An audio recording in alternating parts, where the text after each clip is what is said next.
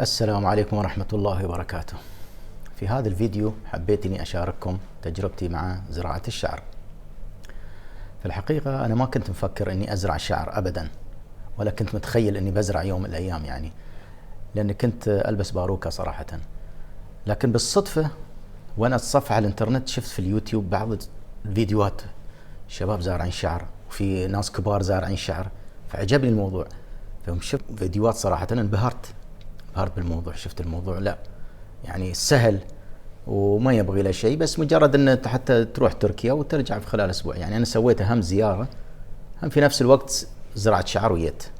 وان شاء الله بتشوفون الفيديوهات الحين كيف الناس اللي زرعوا الشعر، وانا يعني الفيديوهات عجبتني وايد، عشان كذي رحت وزرعت شعر.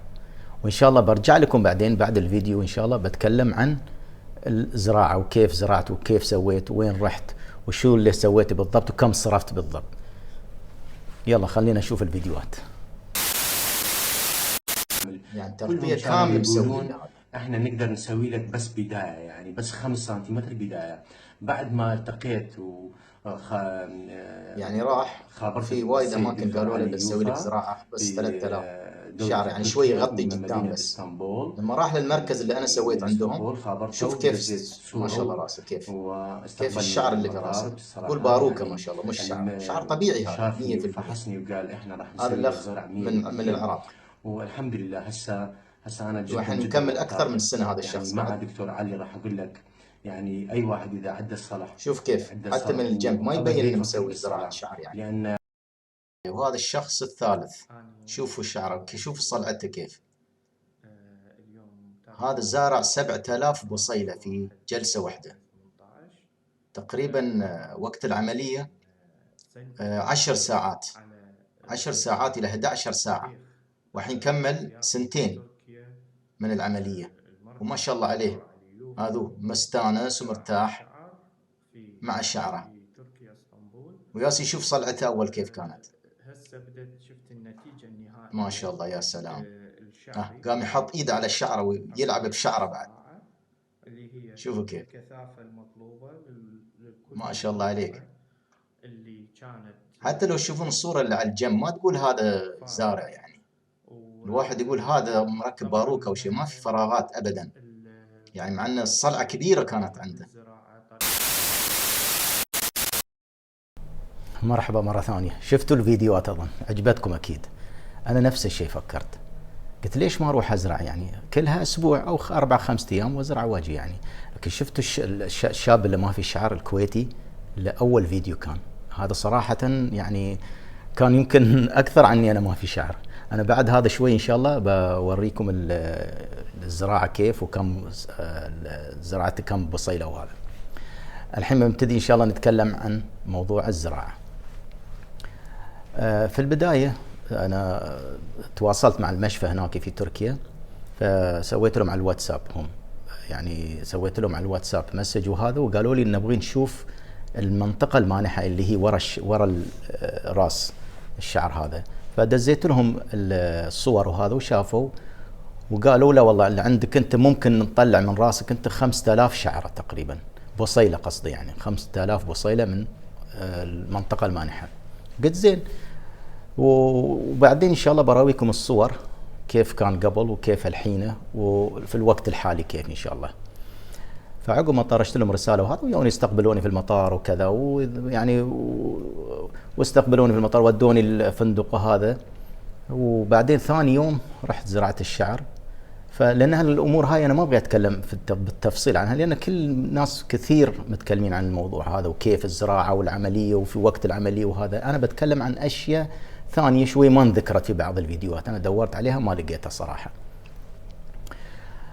اول يوم زرعت بعد الزراعه، هذا انا بتكلم الحين خلاص، لان الزراعه انتم عارفين كيف الفيديوهات موجوده وايد النت. بعد الزراعه، بعد ما سويت الزراعه، انا توقعت الموضوع سهل جدا يعني صراحة. الحقيقة وقت الزراعة وهذا في العملية، وقت العملية ما في أي مشكلة وما في أي وجع، مجرد بس الإبر اللي يضربونها في الرأس ورا وقدام حوالي يمكن 20 إلى 30 إبرة، هاي أول بداية، بعد أول إبرتين 3 بعدين ما في وجع. لكن المشكلة هي اللي هي شوي أكبر، يعني مش مشكلة كبيرة، شوي أكبر من مشكلة العملية، اللي هي بعد العملية الالتزامات. أول شيء بعد العملية صراحة يعني لمدة 10 أيام ما في نوم، ما تقدر تنام، لأن ما تقدر تنام على المنطقة المانحة اللي ماخذين منها الشعر، ولا حتى على راسك وين زارعين البصيلات. فهني المشكلة. يعني أنا تقريبا 10 أيام ما نمت صراحة، كنت أنام على الكرسي، لأن ما تقدر تنام. لازم تنام بطريقة معينة، يعني تاخذ المخدة، تحط المخدة هني عشان المخدة حتى ما تجي على الراس هني، والمنطقة المانحة ما تخليك، لأن فيها شوية مثل أورام وكذي ووجع وهذا وشوية دم وهذا، لكن ما في ألم صراحة. بصراحة ما في ألم أبدا في الموضوع. وبعدين في هالوقت أول بعد العملية لازم شو تسوي؟ إن في الوقت الرقاد يعني تاخذ فوطة وتطويها كذي، تسويها مطواي مثل البايب يعني كذي. الصورة تبين، تشوف الصورة هذه نفس الشيء مثل هاي، أيوة كذي يسوون الفوطة وتنامون.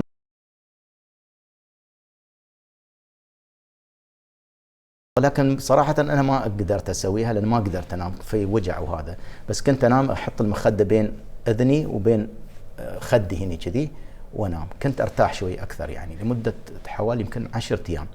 مدة 10 أيام ما في نوم صراحة، يعني خصوصا أول ليلة كنت أنام مثل الطير يعني على هذا، واقف كذي قاعد بس ما في. يوم يومين ثلاث كذي مثل الطير يعني، مثل الشاهين صراحة. عقب 3-4 أيام شوي بيكون أفضل يعني. فشو اللي نصحوني هم في أول أو 4 أيام؟ الحمد لله أني أنا ما أدخن ولا أشرب، وهذه هالأشياء هاي مهمة جدا بالنسبة للعملية. البنج صراحة البنج يعني أنا أقول لكم الوايدين تكلموا عن البنج بس ما يابوا سالفة البنج. لين اليوم أحس براس الصراحة في بنج اليوم، يعني الحين كملت أكثر من 3 شهور، لكن البنج موجود في قمة الراس يعني. بس قبل كان كل الراس هذا كان في بنج، يوم عن يوم يوم عن يوم يخف. زين بس الحين حاليا يعني 3 شهور بس البنج موجود وين؟ في قمة الراس هني بس هني ما في مشكلة يعني وايد. والنوم بعد 10 أيام يكون مش طبيعي 100%، يكون طبيعي أحسن عن قبل يعني، تحصل نوم شوية على الأقل. لكن أول 10 أيام شوي صعب النوم. زين الحين نرجع لموضوع الالتزامات. أول شيء وصوني إني أشرب ماي وايد، قالوا لي لو تقدر تشرب في اليوم 3 لتر ماي يكون أفضل شيء صراحة. وأنا كان عندي برنامج صراحة على الآيفون كنت أستخدمه عشان أقدر أشرب ماي 3 لتر في اليوم. كنت مسوي برنامج وينبهني عني أشرب ماي، وكنت أشرب ماي كثير جدا يعني 3 لتر في اليوم. أقل شيء بالنسبة لوزني بالنسبة لطولي قال لي 3 إلى 3.5 حتى إذا تقدر، قلت 3 كفاية، بس 3 أشرب 3 لتر ماي في اليوم. زين ما أدخن طبعا، والشرب الكحول وهالأشياء هاي الكحوليات واحد يبتعد عنها. زين الحمد لله نحن ما نشرب. زين وطبعا النوم لازم يكون الواحد يرتاح في هاليومين 3، خصوصا في أول 10 أيام يعني. وهذا الحمد لله النوم ما يعني بعد 10 أيام شوي يكون أسهل وكذا يعني إن شاء الله. وبعدين عقب ما تسوي العملية، بس أنصح ببعض النصائح بعد العملية حق الناس، يعني أنهم يسوون العملية ما يرجعون لبلدهم على طول، يعني ما يرجعون نفس اليوم. في ناس كانوا يسوون اليوم عملية في الليل يرجعون. يعني أنا أنصح الناس أنهم ينتظرون بعد العملية يوم يومين بعد ما يشيلون ينظفون الرأس يعني، بعدين هذا. العملية كلفتني حوالي 1400 يورو مع السكن 3 أيام. لكن بعد أنصحكم إذا أنتم بتقعدون أكثر من 3 أيام أنكم تخبرونهم إن أنتم بتتمون أسبوع، حتى وأنتم توصلون هناك في الفندق تكلمونهم تقولون ترى نحن بنطول أكثر من 3 أيام، لأنهم عندهم 3 أيام بس، يوم العملية ويوم راحة وثالث يوم غسول للرأس وخلاص يرجع البلد.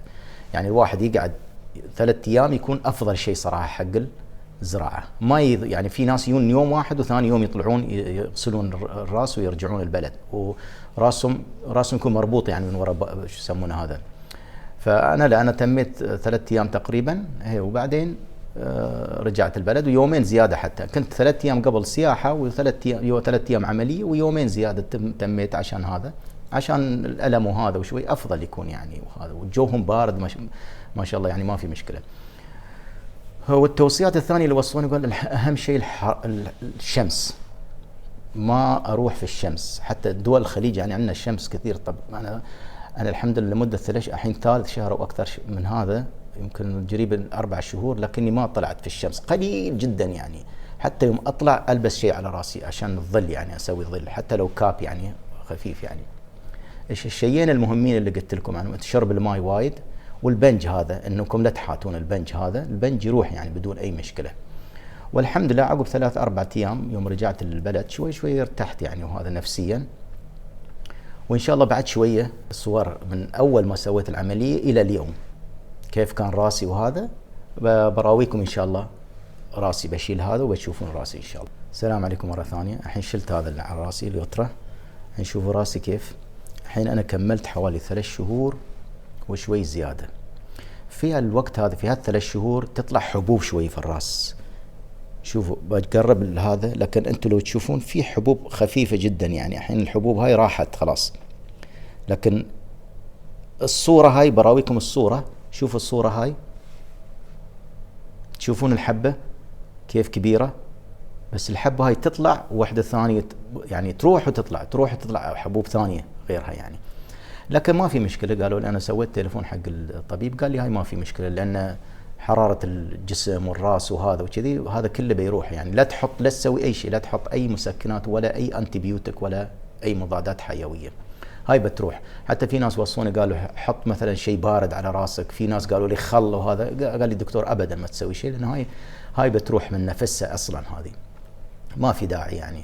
والبنج ان شاء الله قال لي خلاص في بنج، في ناس عانوا البنج 6 شهور، اكثر من 6 شهور كان البنج موجود في راسهم.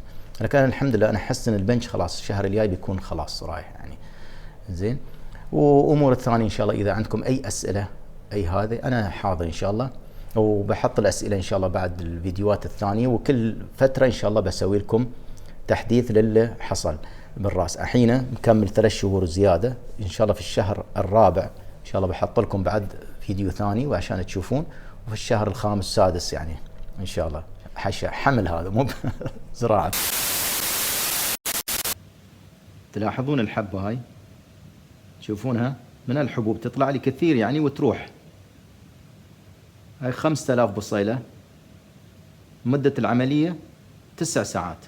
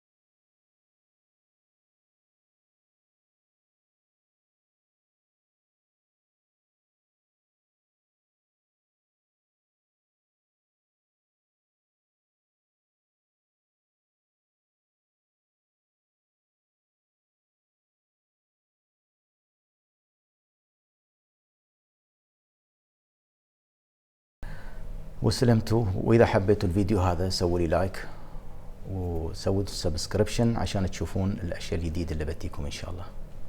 وشكرا ومع السلامه.